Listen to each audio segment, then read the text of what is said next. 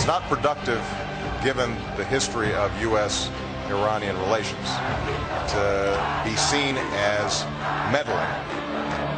The President will continue to express those concerns and ensure that we're not meddling. It is for the Iranians to determine how they resolve this internal protest. The last thing that I want to do is to have the United States be a foil for those forces inside Iran who would love nothing better than to make this an argument about the United States. The outcome of any election should reflect the will of the people.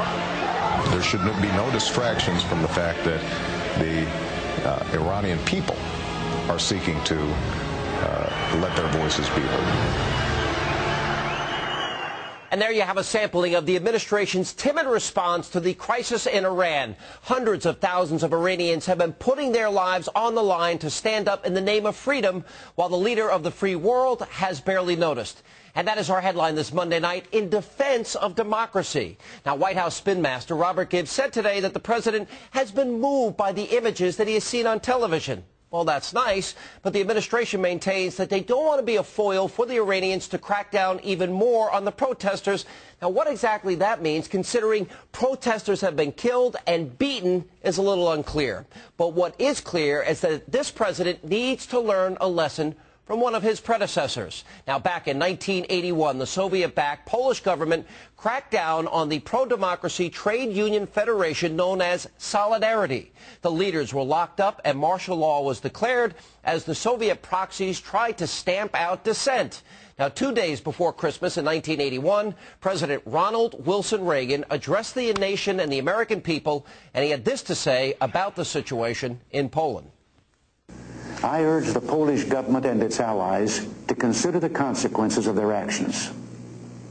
How can they possibly justify using naked force to crush a people who ask for nothing more than the right to lead their own lives in freedom and dignity? Brute force may intimidate, but it cannot form the basis of an enduring society, and the ailing Polish economy cannot be rebuilt with terror tactics. Poland needs cooperation between its government and its people, not military oppression. If the Polish government will honor the commitments it has made to basic human rights in documents like the Gdansk Agreement, we in America will gladly do our share to help the shattered Polish economy, just as we helped the countries of Europe after both world wars. It's ironic that we offered and Poland expressed interest in accepting our help after World War II. The Soviet Union intervened then and refused to allow such help to Poland. But if the forces of tyranny in Poland and those who incite them from without do not relent, they should prepare themselves for serious consequences. Already, throughout the free world, citizens have publicly demonstrated their support for the Polish people. Our government and those of our allies have expressed moral revulsion at the police state tactics of Poland's oppressors. The Church has also spoken out in spite of threats and intimidation. But our reaction cannot stop there. I want emphatically to state tonight that if the outrages in Poland do not cease, we cannot and will not conduct business as usual with the perpetrators and those who aid and abet them. Now, President Reagan, he didn't equivocate. He stood firmly and proactively on the side of freedom. And almost a decade later, the world would thank him for this, as those same Polish workers helped lead Europe in its successful onslaught against the Iron Curtain. Now, President Obama would do well to follow President Reagan's example. And joining me tonight with more is former ambassador to the United Nations, Fox News contributor John Bolton. Ambassador, good to see you. Thank you for being with us. Glad to be here. Barack Obama saying we're meddling. This has nothing to do with us. It doesn't matter which side wins. I'm thinking, is that Reagan? Is that really what the people of Iran want from America? Well, it's not at all what they want. And, you know, what's worst of all about this, looking at President Obama, is not only that he's being timid, he's being disingenuous. The real reason that he won't speak out has nothing to do with this argument that we don't want to meddle. The Iranian regime is already accusing us of that.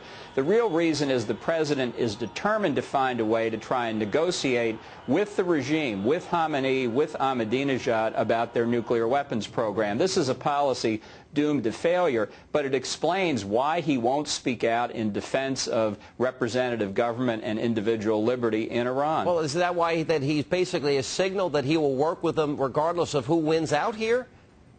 He did indeed, and he has done that since his inaugural address, where he said to regimes that stay in power by silencing the opposition and deceit and corruption, I will extend a hand. Well, check, check, check. That certainly describes the regime in Iran, and he is abandoning the people in the streets and not providing any possibility of concrete assistance to them. Ambassador, it shocks the conscience, and the world got to see this weekend this young girl, a 16-year-old girl, literally gunned down in the streets. Now, we don't have the ability to get information about how many people have actually been killed here, but if the United States of America doesn't stand for the cause of liberty and freedom, and we're willing to deal with these totalitarian regimes, what message does this send? Well, it certainly sends the message that this is no Ronald Reagan in the White House. You know, I think we have to be realistic. It does not look good for the demonstrators in the streets. The regime is prepared to use overwhelming force and brutality, but we need to prepare for the longer term here in the unhappy event that the regime doesn't fall in the next few days.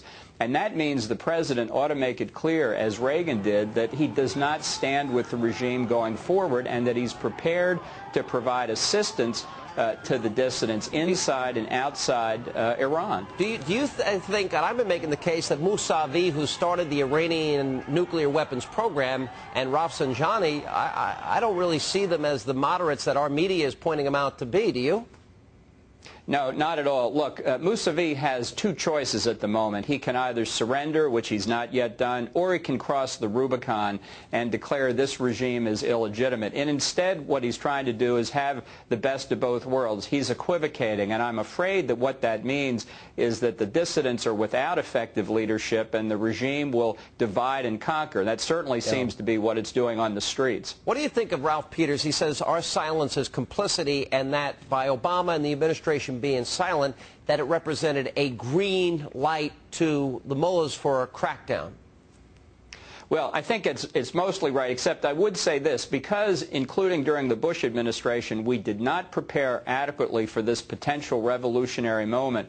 We're not really in a position now to offer much concrete assistance. And I don't want America to be in a position where we urge people in the streets and then watch them die. I'd rather be a little bit prudent and prepare for the long term where we really can provide concrete assistance. All right, what are we to make of the U.S. preparing to intercept this North Korean ship that may have nuclear material, and also the details that are emerging about the potential of a nuclear test that's going to be aimed at Hawaii? Is this the test that you think Joe Biden was warning about that this new president would face? Well, it's all coming at once, and, you know, here's a possibility that the North Koreans are going to launch a missile aimed at Hawaii at precisely the moment the Obama administration is proposing dramatic cuts in missile defense funding. They're doing the exact opposite of what we need to do to protect our innocent civilian population from threats from North Korea. And on that ship, you know, Senator John McCain said very forcefully yesterday that we should be prepared not just to shadow the North Korean ship, but to board it. He's absolutely right. Well, I agree with him. North Korea is now saying, Ambassador, that if in fact we board that ship, or any attempt to board that ship will be viewed as an act of war, and that we could expect retaliation 1,000-fold if in fact we do so. But you're saying in fact we should still follow up on that?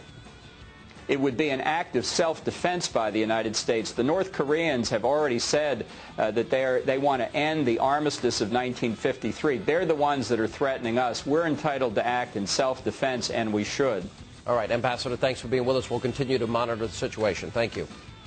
Thank you. And